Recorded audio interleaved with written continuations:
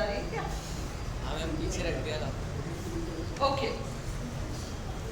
देखो pros, Latin शब्द प्रोजा से आया हुआ, लैटिन शब्द प्रोजा, प्रोजा, प्रोजस, ओके।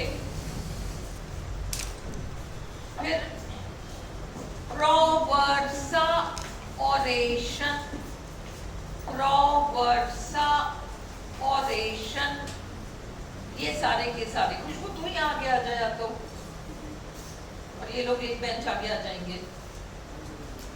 प्रोवर्सा ओरेशन, प्रोजा ओरेशियो, इनमें से कोई सा भी शब्द हो ओरिजिन है।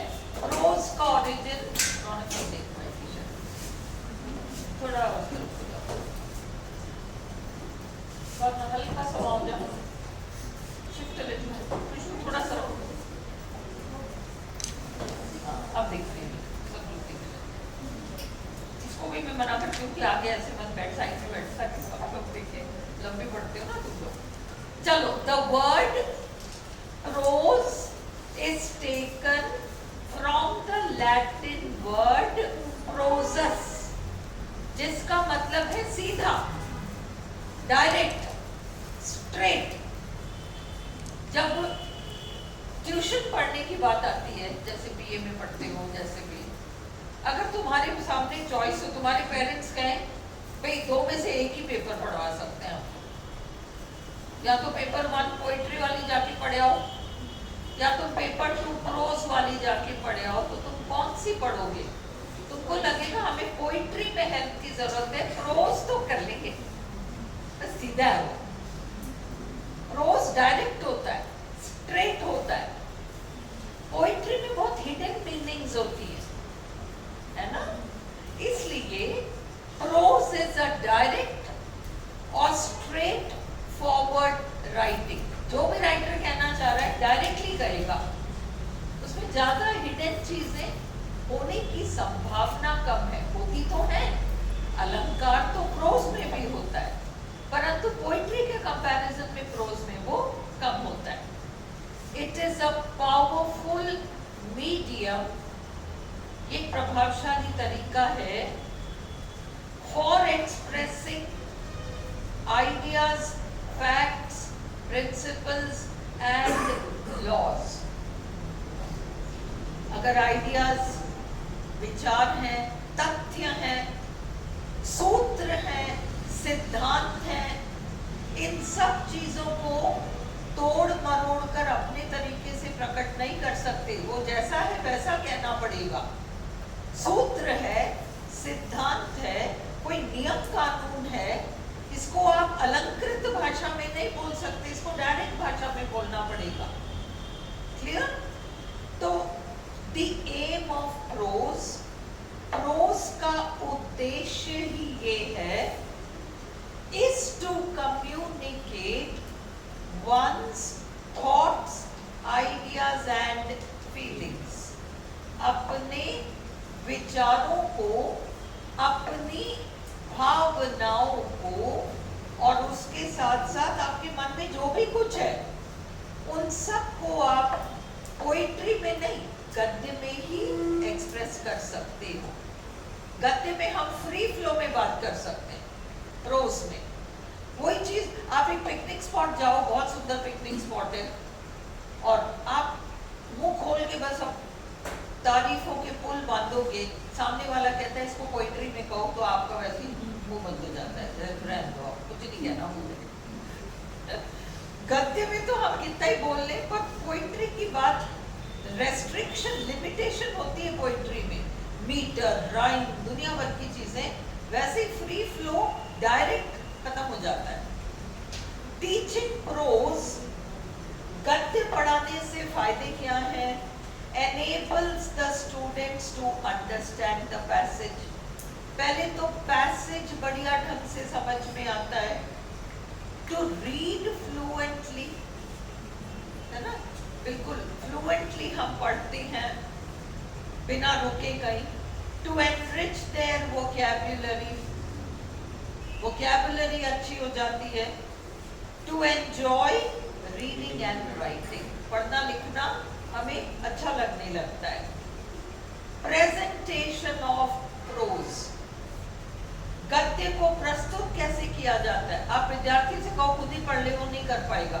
टीचर पहले पढ़ के उसको सुनाता है एक बार, फिर स्टूडेंट्स को एनकरेज करता है। तो पहले तो रीड करना सीखो, रीडिंग सीखो, फिर मीनिंग को समझकर रीड करना सीखो। स्टेप्स होते हैं इसमें भी।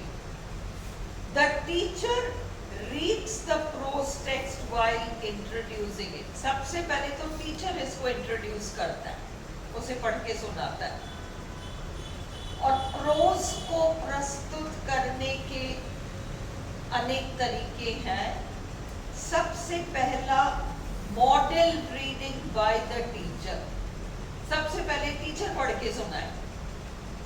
The teacher should introduce the material, पहले टीचर पढ़ के सुनाए, लाउड रीडिंग कराए, by reading loudly and by making sure, और टीचर ये सुनिश्चित करे कि उसकी आवाज बुलंद है, स्पष्ट है, उसका टोन जो है उतार चढ़ाव, इंटोनेशन, स्वर में उतार चढ़ाव प्रॉपर है, और वो जो कह रहा है वो सामने वाले को सुनाई भी पड़ रहा है। एंड बाय मेकिंग श्योर, वो ये सुनिश्चित करता है या उसको सुनिश्चित करना चाहिए दैट हिज या हर वॉइस इज ऑडिबल, सुनाई तो पड़ रहा है सामने वाला क्या कह रहा है, टीचर क्या कह रहा है।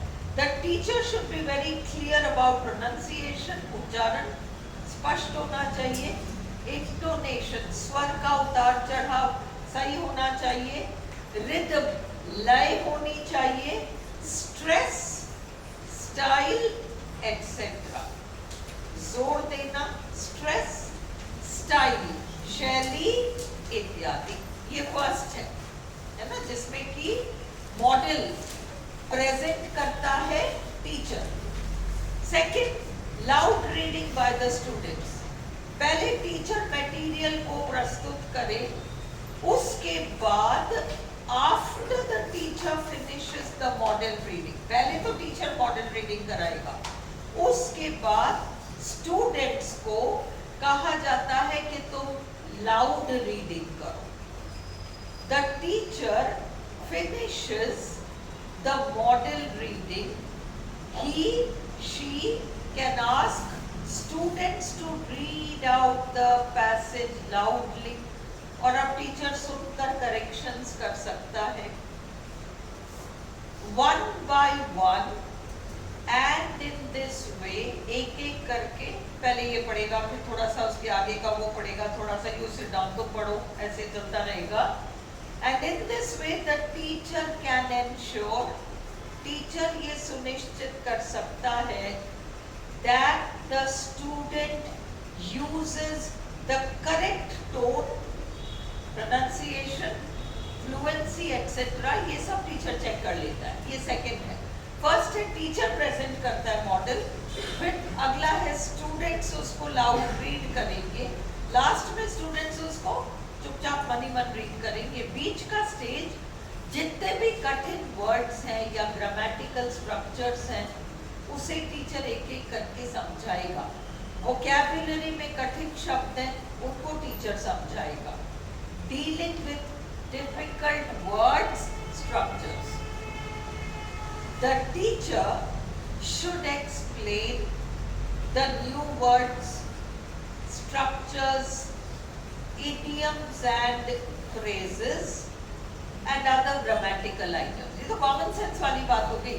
पहले टीचर प्रेजेंट करता है, फिर स्टूडेंट से कहता है कि तुम रीड करो, लाउड रीड करो, फिर कठिन शब्द, कठिन स्ट्रक्चर्स को समझाना, और अब स्टूडेंट मनी मन साइलेंटली रीड करेगा लास्ट, तो वो मीनिंग को समझने का प्रयास करेगा कि मैं जो पढ़ रहा हूँ उसका मीनिंग क्या है।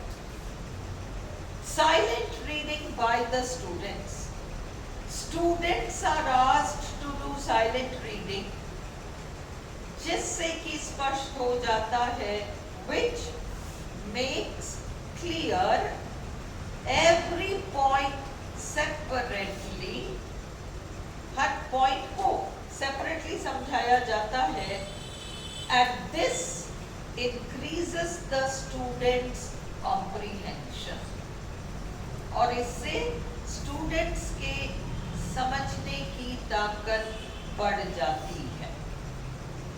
The teacher reads the prose text in a class when introducing it. ये स्टार इसलिए लगाया है क्योंकि क्वेश्चन का आंसर है कि कौन सबसे पहले पढ़ता है, तो टीचर सबसे पहले पढ़ता है। टीचिंग प्रोज मीन्स जब गद्य पढ़ाया जाता है तो इसका मतलब है teaching reading with understanding. Students को ये सिखाया जाता है कि तुम पढ़ो, समझकर पढ़ो, समझते हुए पढ़ो, ऐसे ब्लैंकली मत पढ़ो, पढ़ते पढ़ते समझो कि तुम आखिर पढ़ क्या रहे हो।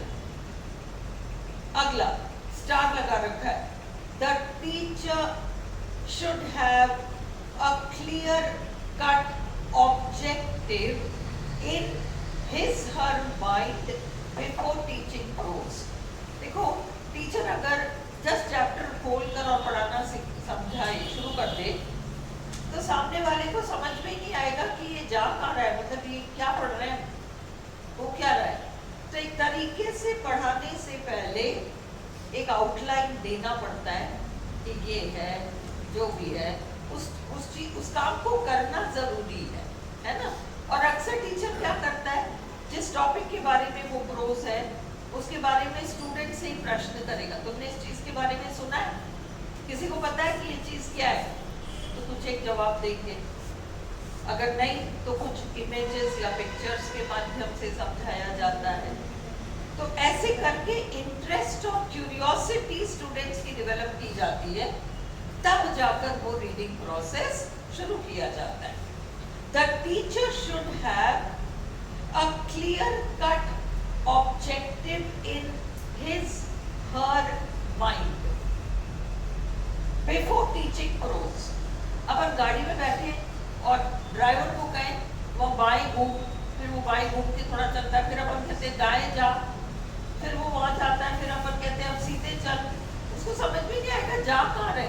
हम बैठते ही कहते हैं फलानी जगह जाना है पहले, तो फिर हमारे डायरेक्शंस क्लियर होते चले जाते हैं। उसी तरह से एक before the class start, loud reading start करने से पहले एक इंट्रोडक्शन उस चीज का स्टूडेंट्स को देना कंपल्सरी हो जाता है।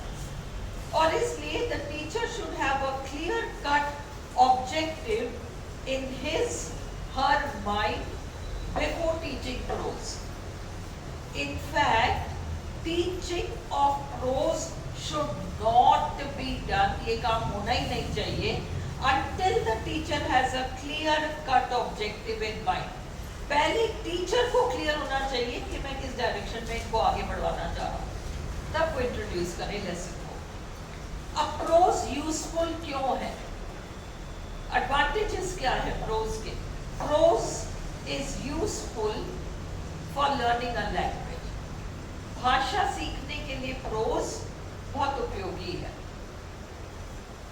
टीचिंग प्रोज मीन्स, गद्य सिखाने का मतलब आप स्टूडेंट को सिखा रहे हो समझ कर पढ़ना, मतलब समझ पढ़ते पढ़ते ही समझना कि हम क्या पढ़ रहे हैं।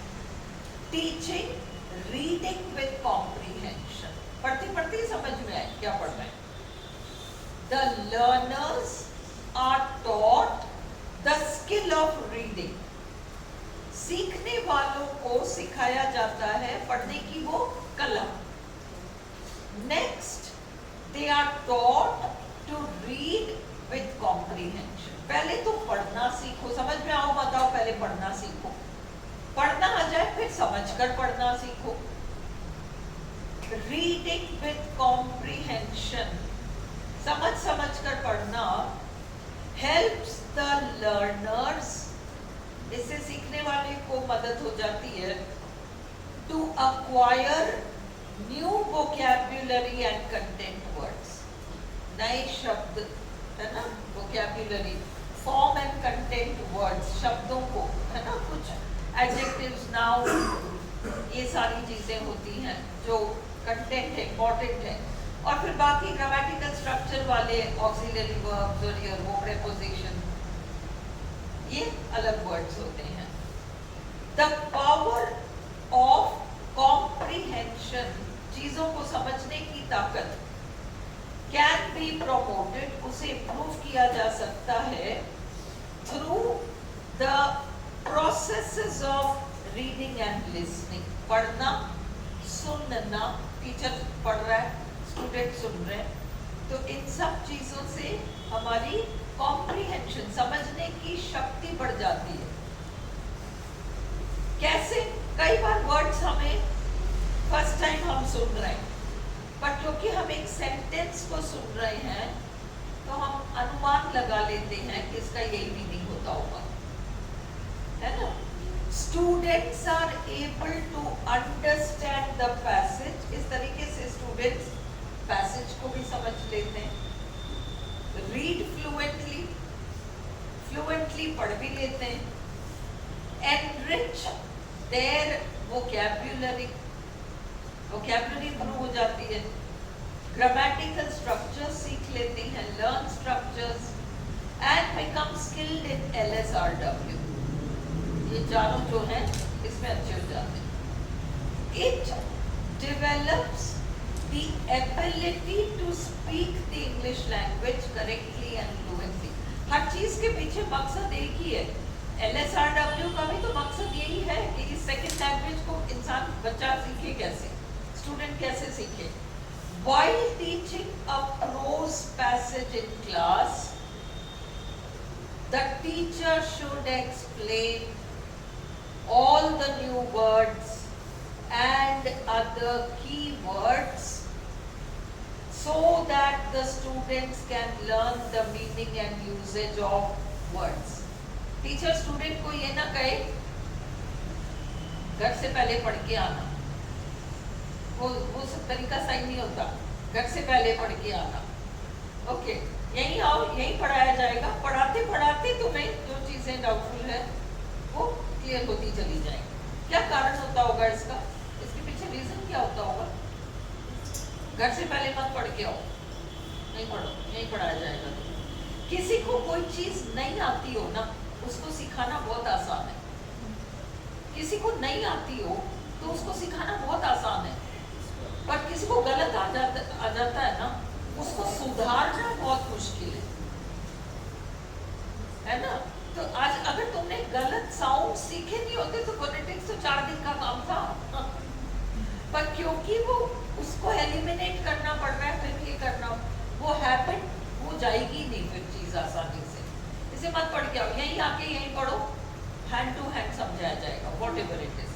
So while teaching a prose passage in class, the teacher should explain all the new words and other key words so that the students can learn the meaning and usage of words. Mind हमारा इतना powerful होता है कि वो खुद ही उसको जोड़ना तोड़ना सीख लेता है अपने आप, थोड़ा सा हिंट मिल जाए। The teacher should leave out words whose meaning can be understood from the context, ताकि खुद मीनिंग निकालना बच्चा सीख ले। कैसे सीखता है बच्चा? वो कॉन्टेक्स्ट में किसी चीज को पढ़ता है, संदर्भ में किसी चीज को पढ़ता है, और वो किसी चीज को संदर्भ में पढ़ता है तो वो संदर्भ के अकॉर्डिंग उसका मीनिंग निकाल लेता है, और कम से कम मीनिंग के आसपास तो पहुंच जाता है। अगर एग्जैक्ट मीनिंग तक ना जाए तो भी धीरे धीरे उसकी ये स्किल डेवलप हो जाती है मीनिंग निकालने की, और वो पहले से बता देता है। अब आगे अगर ब्लैंक है तो वो प्रेडिक्ट कर सकता है कि नहीं यहाँ पे ये शब्द आएगा, क्योंकि वाक्य का मीनिंग ये निकल रहा है ना, तो इस ब्लैंक में तो यही आएगा, प्रेडिक्ट कर लेता है। The teacher should leave out words whose meaning can be understood from the context so that they can develop assumptions, अनुमान लगाना, और predict meaning. The teacher should not ask students to consider, ये इस पे question आया है इसलिए मैंने स्टार लगाया, जहाँ जहाँ स्टार लगाया समझ लो कि आरपीएससी का क्वेश्चन का आंसर है ये। The teacher should not ask students to consult a dictionary at home and come prepared for class, क्योंकि एक शब्द के और भी मीनिंग्स हो सकते हैं, उसका यूजेज अलग हो सकता है। अब रीडिंग सब स्किल्स, हमारा पढ़ने का पर्पस अलग अलग होता है। कुछ हम पढ़ते हैं मीनिंग को ग्रैब करने, पर जब तुम अभी आरपीएससी की वो आई वो नंबर ऑफ वैकेंसीज और ये सब आई, तो तुम्हें क्या करना था, तुम्हें गहराई में पढ़ना था क्या? नहीं, तुम्हें सुपरफिशियली सारे फैक्ट्स लेने थे। कब एग्जाम, कितने पोस्टें हैं, कब इसका ये होगा, कितने स्टेजेस में होगा, क्या करना, जस्ट फैक्ट्स चाहिए तुम्हें। अंडरस्टूड? तुम्हें मीनिंग तक जाने की जरूरत ही नहीं है वहां। Different ways of reading are used. अगर हमें इंफॉर्मेशन चाहिए, कुछ सूचना चाहिए, जैसे आरपीएससी का एक वो आता है, विज्ञप्ति आती है, आप उसको पढ़ रहे हो, आपको केवल फैक्ट्स चाहिए, और फैक्ट्स के लिए आपको बहुत दिमाग लगा के समझने की जरूरत नहीं है। आपकी आंखें उस पॉइंट को, ये डेट है, ये इतने नंबर ऑफ पोस्ट हैं, you only need to do that. उसको वो स्कैनिंग होता है, ऊपर से scanning, in order to find out a particular or specific piece of information in a text, scanning is used. Scanning helps in this. Fact gathering है ये, तथ्यों को इकट्ठा करना इसमें से। It involves processing the text. Processing मतलब आंखों के सामने से उसको आप निकाल रहे हो, चल रहा है वो, at the surface level, ऊपर से, rather than at the deep structure level. Deep structure level में meaning होता है ना? Save soap and waste paper, एक सेंटेंस है, आपके सामने एक वाक्य आता है, save soap and waste paper, और आपसे पूछा जाता है इसका मीनिंग क्या, आपको दिमाग लगाना पड़ेगा। आप कहोगे save soap and waste paper, साबुन को बचा लो, कागज को बर्बाद कर लो। थोड़ा सा सोचो कि साबुन को बचा लो, कागज को बर्बाद कर लो, ये भी तो हो सकता है, साबुन को भी बचा लो, और save soap and waste paper, रद्दी कागज को भी बचा लो, ये भी तो मीनिंग निकल रहा है। अब आप गहराई में घुस रहे हो, अब आप मीनिंग में चले गए, स्ट्रक्चर्स के डेप्थ में चले गए। हमें आरपीएससी की विज्ञप्ति में कहीं डेप्थ में थोड़ी ना जाना है, हमें तो फैक्ट गैदर करना है, वो आपका स्कैनिंग से हो जाता है। इसलिए it involves processing the text at the surface level rather than at the deep structure level. वहाँ तक जाने की आवश्यकता ही नहीं है। It is a reader driven process. Reader driven process का मतलब सारा रीडर के पॉइंट ऑफ व्यू से है। राइटर कुछ कहना चाह रहा है, वो अपनी भावना तुम तक पहुंचाना चाह रहा है, वो अपने मन की कोई बात पहुंचाना चाह रहा है, ये राइटर ड्रिवन है। रीडर ड्रिवन का मतलब रीडर देख ले तो एक निगाह में उसको बात समझ में आ जाए, लो बस हो गया, ये है, ये है, ये है, ये है, ये है। रीडर ड्रिवन प्रोसेस है। Scanning, it is used for purposes such as searching for a specific name. जब आपसे हिस्ट्री में कोई प्रश्न पूछा जाता है, okay, when was the battle of Plassey fought? अब आप उस चैप्टर को खोलकर you look for a figure वहाँ, some figure, 1757 something, कुछ ना कुछ बोलेगा वहाँ, enough, तुम्हारा काम हो गया। तो पूरा वो बैटल ऑफ प्लासी पूरा नहीं पढ़ोगे तुम, जो चीज चाहिए उसकी तरफ तुम्हारा माइंड अपने आप को डायरेक्ट कर लेगा। It is used for purposes such as searching for a specific name. कौन सा राजा था? You look for that name. Date, word, phrase, figures, percentages, etc. ये सब आपका स्कैनिंग से हो जाता है। For example, going through an advertisement in the newspaper while looking for a job vacancy. केवल ऊपर से देखना, स्किमिंग एक और टेक्निक है, इज अ रीडिंग टेक्निक जिसमें आप रैपिडली पढ़कर आपको जस्ट एक थीम उसकी समझनी है।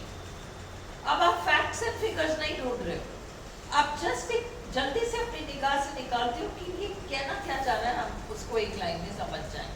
Skimming is a reading technique which focuses on reading rapidly, इसमें जल्दी से पढ़ा जाता है, to get the gist of the text, केवल शब्द या सार को निकालने के लिए। It looks at the keywords of the text।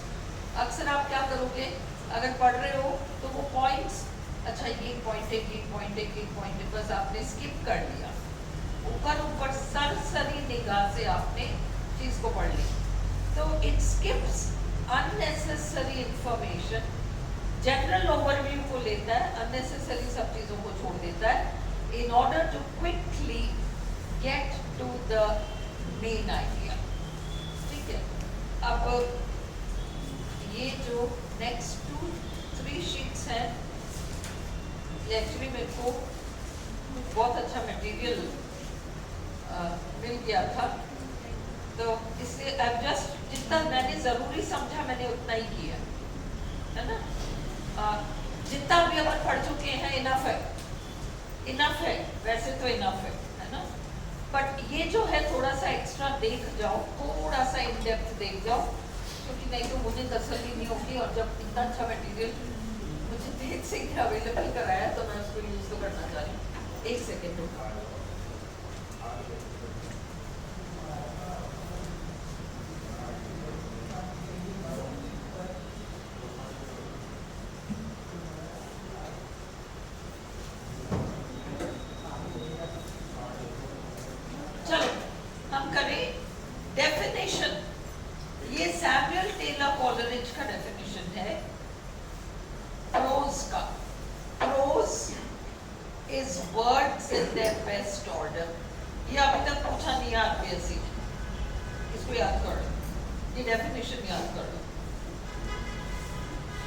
Teaching of pros lesson में 8 सेक्शंस हैं।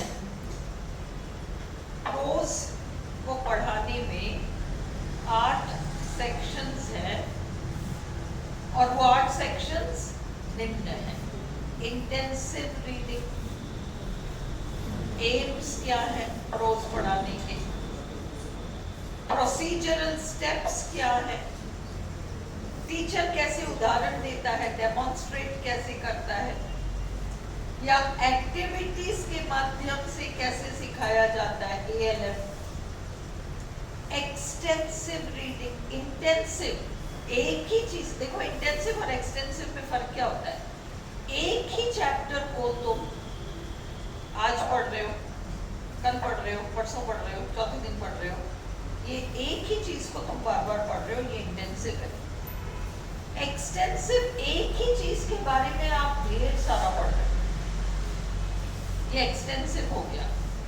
तो extensive reading, steps in supplementary reading, additional reading जो हम करते हैं, कंटिन्यूअस रीडिंग, या तो आप ये याद कर लो कि देयर आर 8 सेक्शंस, याद हो सके तो ये इंटेंसिव, एक्सटेंसिव है ना, ये activity learning method, AIIMS, steps, बहुत डिफिकल्ट नहीं है।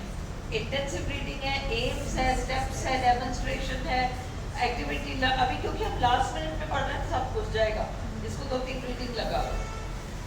इंटेंसिव रीडिंग के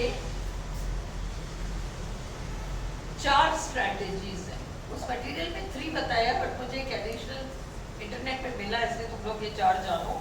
जजमेंट, मूल्यांकन करते हैं हम क्या पढ़ रहे हैं, रीजनिंग हम तर्क करते हैं, इंटरप्रिटेशन हम व्याख्या करते हैं, एप्रिसिएशन ये बहुत इंपॉर्टेंट होता है, लिटरेरी एप्रिसिएशन हम करते हैं, है ना। तो जजमेंट में एक्चुअली एप्रिसिएशन आ जाता है, वो तो ठीक है, पर फिर भी जजमेंट एंड एप्रिसिएशन अलग अलग चीजें हैं फिर भी। तो the aims of teaching prose are literary and content। कुछ साहित्यिक मटेरियल है, लिटरेरी है, कुछ फॉर्म एंड कंटेंट वाला। The general or common aims of teaching prose include वही पढ़ने वाला पैसेज को समझ पाए, उसकी मीनिंग को समझ पाए, वो process of reading and writing को सीख पाए, वो एक active and passive vocabulary, what is active vocabulary and what is passive vocabulary, कई हाँ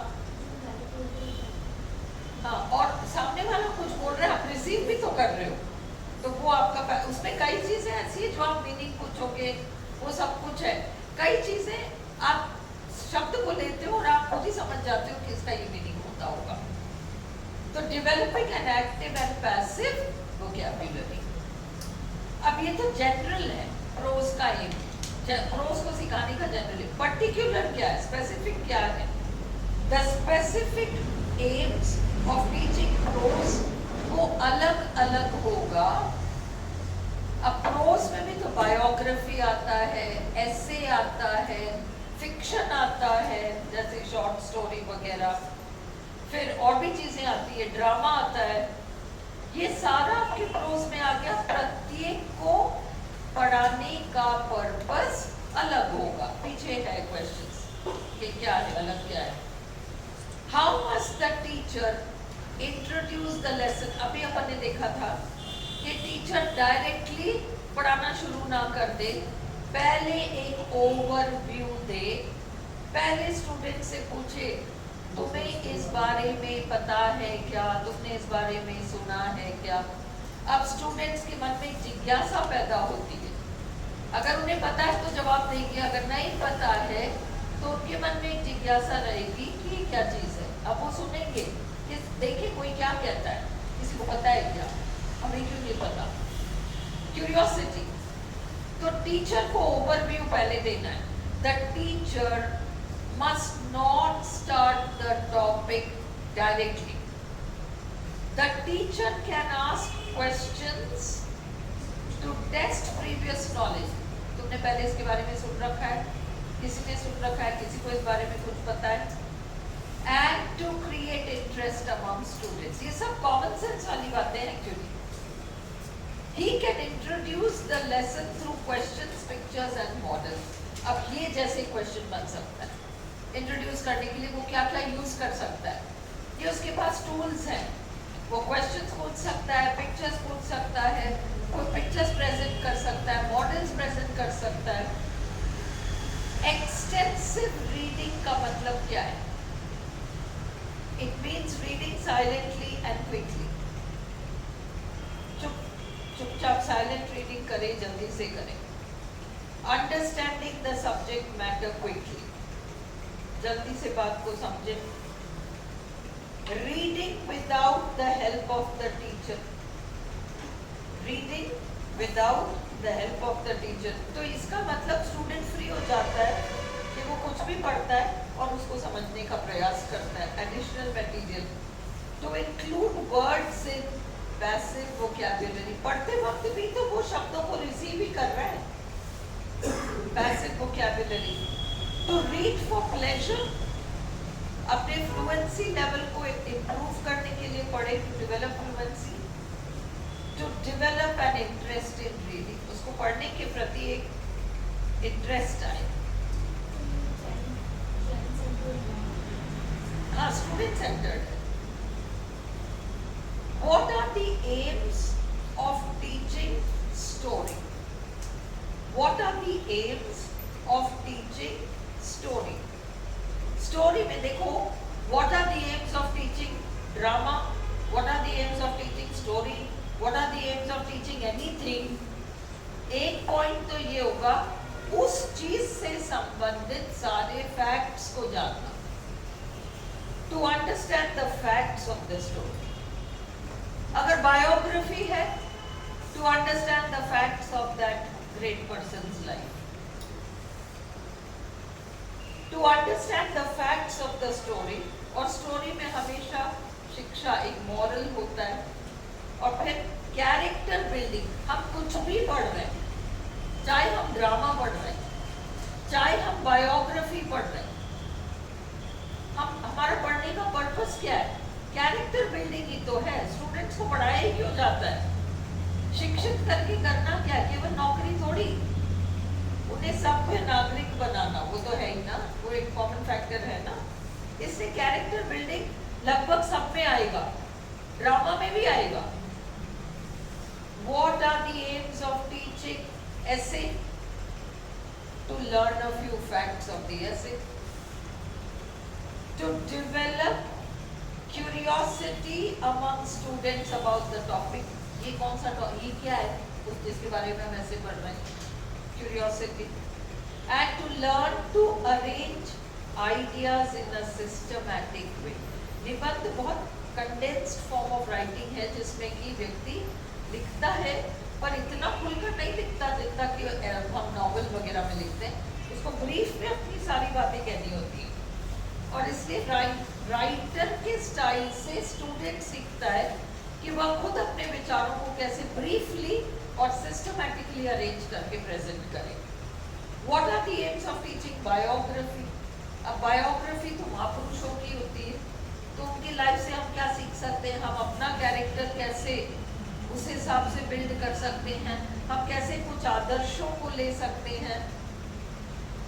जनरल वाला ही है, to teach students about the lives and actions of great man, to make students aspire, आकांक्षा रखना, for better things in life, life में अच्छी चीजों के प्रति एक इंटरेस्ट रखो, to help in character building, and to develop proper sentiments in readers, भावनाओं को ट्रेन करना, इमोशंस को ट्रेन करना। What is the aim of teaching drama? To build character, अलग अलग रोल्स, विलन का रोल, इसका रोल, उसका रोल, टू बिल्ड कैरेक्टर। हम सीखते हैं कि नहीं ये वाला कैरेक्टर खराब है, I should be like this, and teach how to play different roles, to promote self ex, अगर ऐसी स्थिति मेरी लाइफ में आए तो this is the role I have to play, to promote self expression, अगर आप उस स्थिति में हो तो आप क्या कह सकते हो, self expression, and help students to speak good English, भाषा अच्छी आ जाए।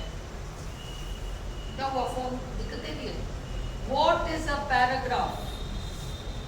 पैराग्राफ क्या होता है? पैराग्राफ में एक मेन सेंटेंस होता है और उससे रिलेटेड अनेक सेंटेंसेस होते हैं, और एक पैराग्राफ के कहीं पर भी वो जो पैराग्राफ का मेन सेंटेंस होता है वो शुरू में आ सकता है, बीच में आ सकता है, एंड में भी आ सकता है। जनरली एक कंक्लूजन होता है पैराग्राफ में। It consists of a topic sentence, जो मेन सेंटेंस होता है। It includes other sentences related to the topic sentence. एक मेन सेंटेंस आपका टॉपिक सेंटेंस है, वो कहीं पर भी हो सकता है, शुरू में हो सकता है, बीच में हो सकता है, एंड में हो सकता है। It ends with a concluding statement. What is the topic sentence? ये पैराग्राफ का मोस्ट इंपॉर्टेंट सेंटेंस है। It is the most important sentence in the paragraph. It explains the theme. उस सेंटेंस को पढ़ के समझ में आ जाता है कि ये किस बारे में। प्रेसी राइटिंग कराते हैं ना, स्कूल्स वगैरह में कराते होंगे प्रेसी राइटिंग। हाँ, it's not precise writing, it's प्रेसी writing, PRECIS। उसमें यही होता है, हम सीधे उस पे जाते हैं कि ये मेन क्या कहना चाह रहा है अगला, है ना। It is the most important sentence in the paragraph. Paragraph का मुख्य सेंटेंस पूरे पैराग्राफ के थीम को समझाएगा। It explains the theme. It can occur in the beginning, the middle or the end of the paragraph. Okay, अब ये आपके 4 प्रश्न हैं RPSC का, 4 हैं ये। Okay, अब इनको जस्ट एक बार आप देख लो, एक निगाह थोड़ा लो ये क्या है। Which way of reading is used to find a particular piece of information in a text? Scanning, अभी अपन ने जो किया। फिर अगला वो पूछ रहा है कौन इंट्रोड्यूस करे, who reads the prose text in a class when introducing it? वो टीचर ही करता है। और फिर टीचर को क्या नहीं कहना चाहिए स्टूडेंट को, घर से पढ़ के डिक्शनरी में मीनिंग ढूंढ के ये सब नहीं कहना है। Teaching of English prose should not be done until the teacher has a clear cut ये शब्द याद रखो, ऑब्जेक्टिव इन हिज माइंड। क्या है मेरा लक्ष्य इस पैराग्राफ को, इस पैसेज को, इस टेक्स्ट को पढ़ाने में? Objective. What should a teacher not do while teaching a prose text in a class? Not to do, है ना? ये देखो, ये तीनों करना है। ये भी देख लो टीचर को क्या क्या करना है। Explain all the new words included in the text, ये भी करना है। Leave out words whose meanings can be understood from the context, ये भी करना है। छोड़ दे टीचर, बच्चा अपने आप समझे। Explain key words essential for understanding a text, ये भी करना है। क्या नहीं करना है? Ask students to consult a dictionary at home and come prepared, ये नहीं करना है। Clear? अब हम कल टीचिंग पोइट्री कर लेंगे इसी तरह से। आज इसको याद कर लो, बंद कर दो, हो जाएगा ना आज? चलो।